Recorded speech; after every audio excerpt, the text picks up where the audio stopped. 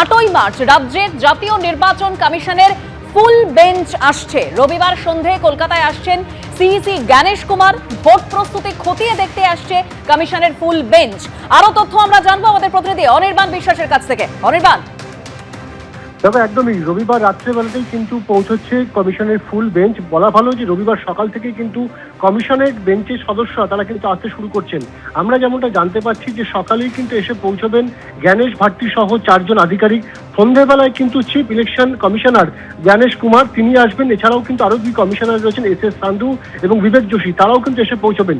মোট 13 জন সদস্যের এই বেঞ্চ তারা কিন্তু আসছেন এবং 8 তারিখ আসার পর তারা 8 তারিখ রাত্রে কলকাতা শহরের একটি 5-তারা হোটেলে সেখানে বিশ্রাম নেবেন।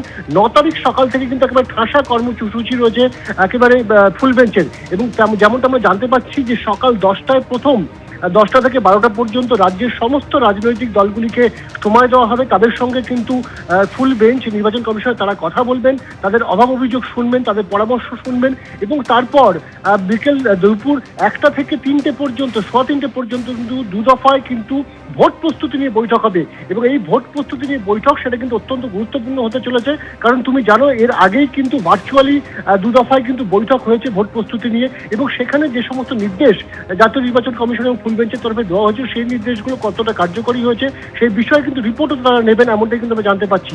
এবং এই বৈঠকগুলি মূলত হবে ফুল বেঞ্চের সঙ্গে।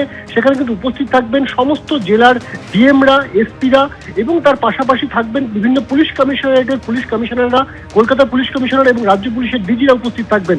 এবং 9 তারিখ এবং 10 তারিখ অর্থাৎ সোমবার দিন কিন্তু আমরা যেমনটা জানতে পাচ্ছি সোমবার দিন সকালবেলায় কিন্তু কেন্দ্রীয় বাহিনীর যারা যে নোডাল অফিসার তাদের সঙ্গে বৈঠক করবেন এবং চিফ সেক্রেটারি থেকে শুরু করে শীর্ষ নেতৃত্ব যারা রয়েছেন রাজ্য প্রশাসনের তাদের সঙ্গে বৈঠক করবে ফুল বেঞ্চ।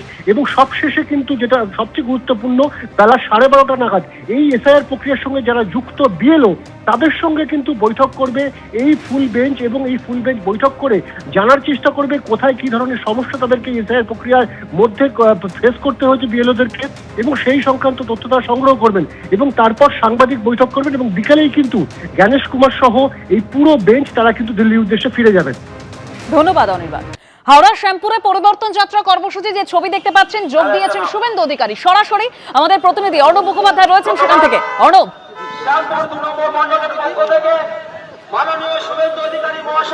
দেখো এই মুহূর্তে শ্যামপুরে শুভেন্দু অধিকারী তার রোড শো করছেন। আমরা দেখতে পাচ্ছি শুভেন্দু অধিকারী তিনি রোড শো করছেন এবং তার সঙ্গে রয়েছেন জ্যোতির্ময় সিং মাহাতো, তারা দুজনে মিলে এই মুহূর্তে করছেন। আমরা শুভেন্দু অধিকারীর সঙ্গেও কথা বলে নেওয়ার চেষ্টা করব। শুভেন্দুদা জানতে চাইবো কি বলবেন? শুভেন্দুদা আজকের এই রোড শো নিয়ে কি বলবেন? এই মুহূর্তে আমরা দেখতে পাচ্ছি যে শ্যামপুরে এই রোড শো নিয়ে কি বলবেন? দেখুন, সকাল থেকেই আমাদের জাতীয় কর্মসমিতির মেম্বার মিঠুন চক্রবর্তী সূচনা করেছিলেন। আমাদের সাংসদ দুবারের জিএস জ্যোতির্ময় সিং মাহাতো আছেন।